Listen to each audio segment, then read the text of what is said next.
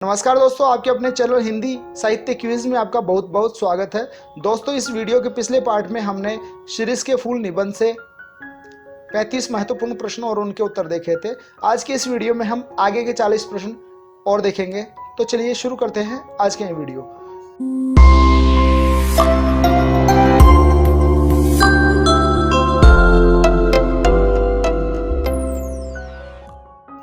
दोस्तों, वीडियो शुरू करने से पहले मेरी आपसे रिक्वेस्ट है कि अगर अभी तक आपने इस वीडियो का फर्स्ट पार्ट नहीं देखा है तो वीडियो का फर्स्ट पार्ट जरूर देखें। वीडियो का लिंक इसी वीडियो के डिस्क्रिप्शन में और ऊपर आई बटन पर मिल जाएगा। और अगर अभी तक आपने इस चैनल को सब्सक्राइब नहीं किया तो चैनल को भी सब्सक्राइब कर ले, ताकि आगे आने वाली वीडियोज की जानकारी आपको सबसे पहले मिल सके। तो चलिए वीडियो में आगे बढ़ते हैं।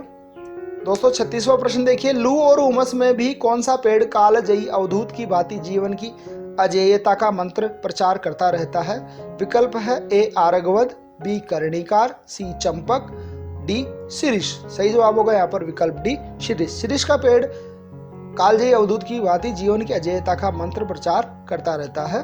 प्रश्न संख्या 37। शिरीष के वृक्ष कैसे होते हैं? विकल्प है ए बड़े और छायादार, बी बड़े और घने, सी छोटे और छायादार, डी लंबे और घने। सही जवाब होगा विकल्प ए बड़े और छायादार। प्रश्न संख्या 38। कौन से देश के रईस मंगलजनक वृक्षों को अपनी वृक्ष वाटिका की चार दीवारी के पास लगाया करते थे? विकल्प है ए नेपाल, बी चीन, सी भारत या फिर डी श्रीलंका। तो यहाँ सही जवाब होगा विकल्प सी भारत। पुराने भारत के रईस मंगलजनक वृक्षों को अपनी वृक्ष वाटिका की चार दीवारी के पास लगाया करते थे। प्रश्न संख्या 39। किस कवि के अनुसार वाटिका के सघन छायादार वृक्षों की छाया में ही झूला लगाया जाना चाहिए? विकल्प है ए कबीरदास, बी कालिदास, सी सुमित्रा नंदन पंत या फिर डी वात्स्यायन। सही जवाब होगा विकल्प डी वात्स्यायन। प्रश्न संख्या 40। निम्न में से कौन सी रचना वात्स्यायन की है? विकल्प है ए कामसूत्र, बी रससूत्र, सी गुणसूत्र या फिर डी भावसूत्र। सही जवाब होगा विकल्प ए कामसूत्र।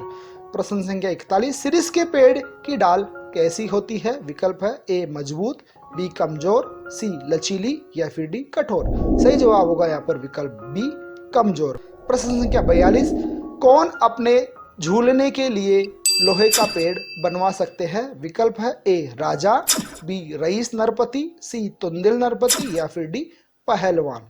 सही जवाब होगा यहाँ पर विकल्प सी तुंदिल नरपति। प्रश्न संख्या 43।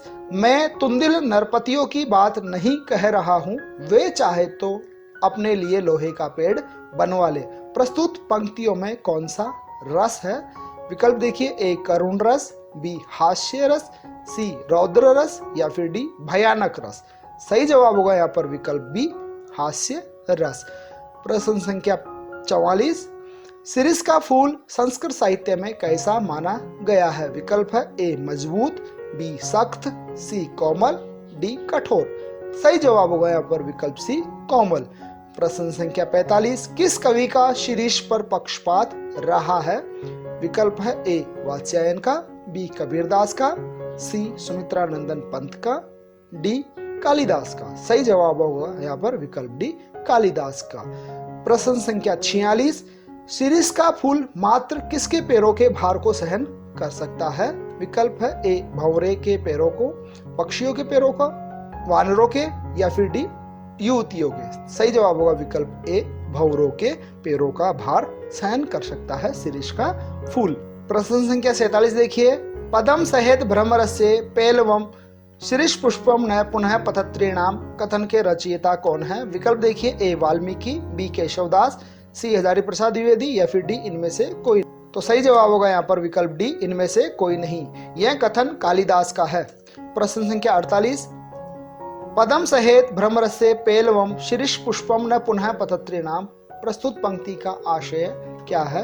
विकल्प देखिए ए शिरीष पुष्प केवल भंवरों के पदों यानी पैरों का दबाव सहन कर सकता है, पक्षियों का बिल्कुल नहीं, बी शिरीष के पुष्प पर केवल भंवरे ही उड़ सकते हैं, सी शिरीष के पुष्प जीवन में सुख दुख का आभास करवाते हैं या फिर डी उपयुक्त सभी। तो यह सही जवाब होगा विकल्प ए शिरीष पुष्प केवल भंवरों के पदों यानी पैरों का दबाव ही सहन कर सकता है, पक्षियों का बिल्कुल नहीं। प्रश्न संख्या 49 देखिए।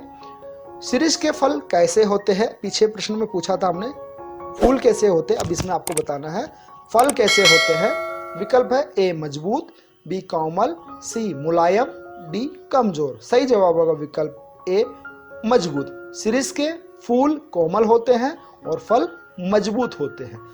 प्रश्न संख्या 50, शिरीष के पुराने फलों को अपने स्थान से नहीं हटता देखकर लेखक को किसकी याद आती है।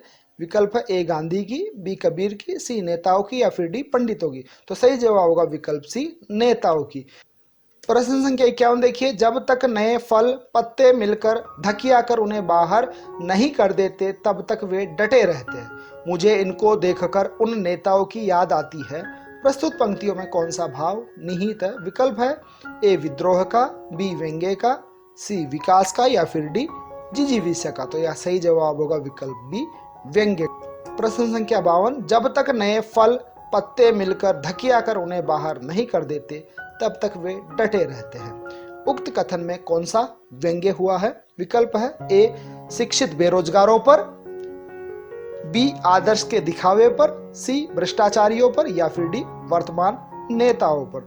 तो सही जवाब हो जाएगा विकल्प डी वर्तमान नेताओं पर। प्रश्न संख्या 53 देखिए, शिरीष के फूल निबंध के अनुसार जगत के अति परिचित और प्रामाणिक सत्य क्या है। विकल्प है ए सुख और दुख, बी जरा और मृत्यु, सी नर और नारी या फिर डी माता पिता।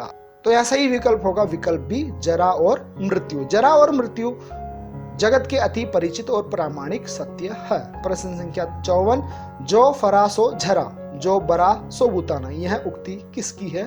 विकल्प है ए कबीरदास की, बी हजारी प्रसाद द्विवेदी की, सी तुलसीदास की या फिर डी सूरदास की। सही जवाब होगा यहाँ पर विकल्प सी तुलसीदास की।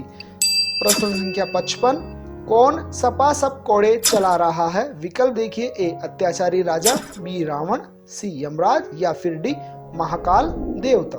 तो यहाँ सही जवाब हो जाएगा विकल्प डी महाकाल देवता। प्रश्न संख्या 56, निबंध में लेखक ने शिरीष की तुलना निम्न में से किसके साथ की है। विकल्प है ए भिखारी से, बी अवधूत से, सी साधु से या फिर डी सन्यासी से।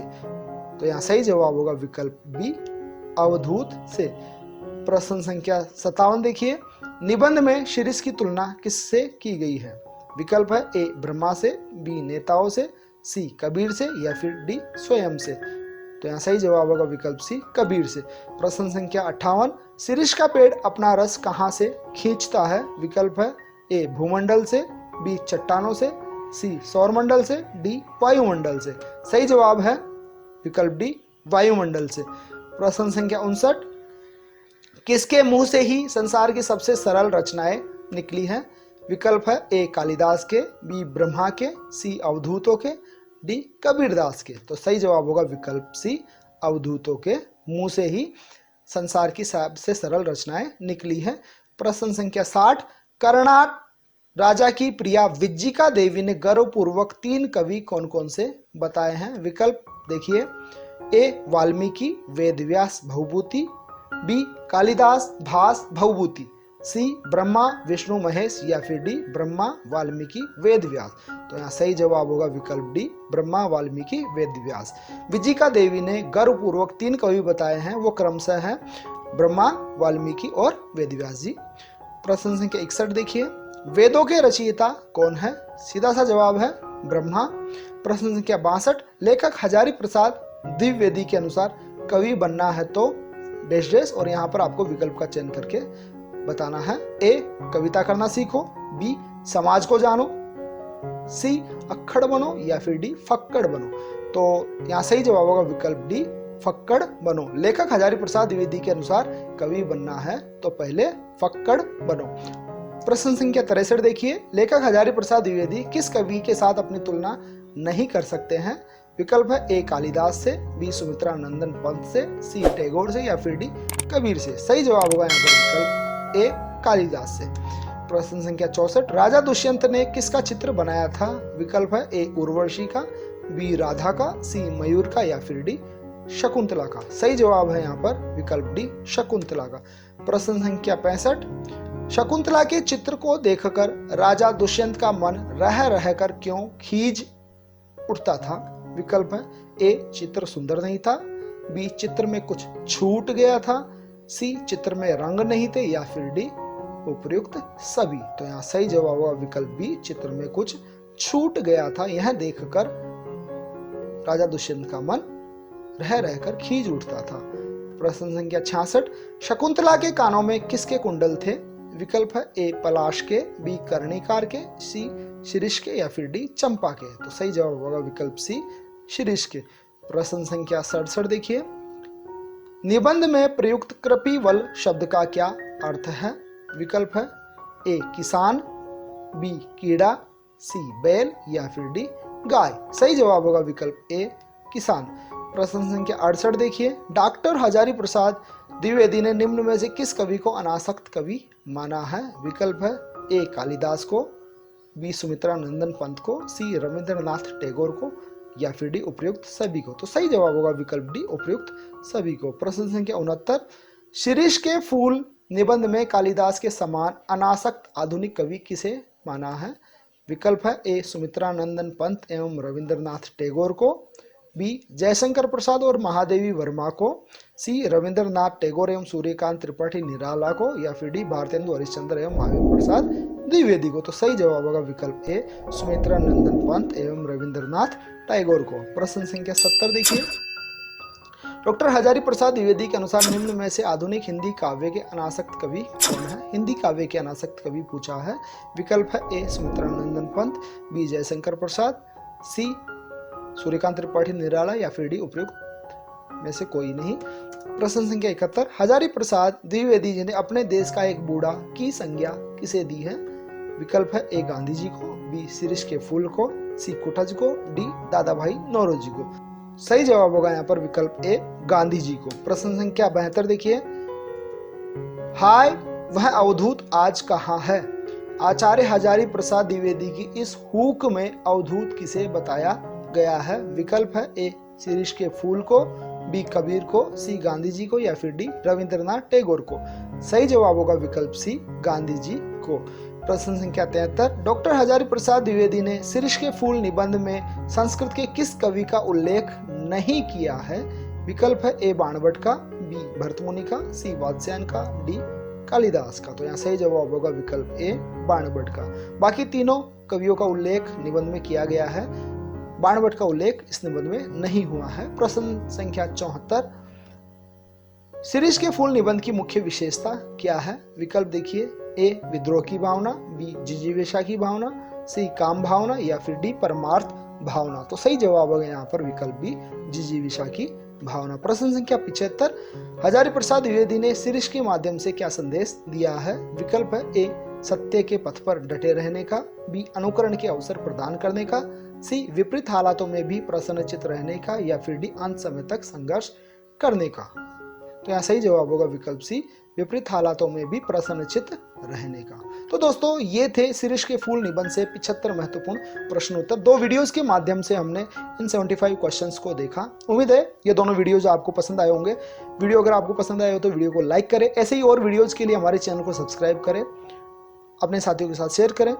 धन्यवाद दोस्तों। जय हिंद, जय भारत।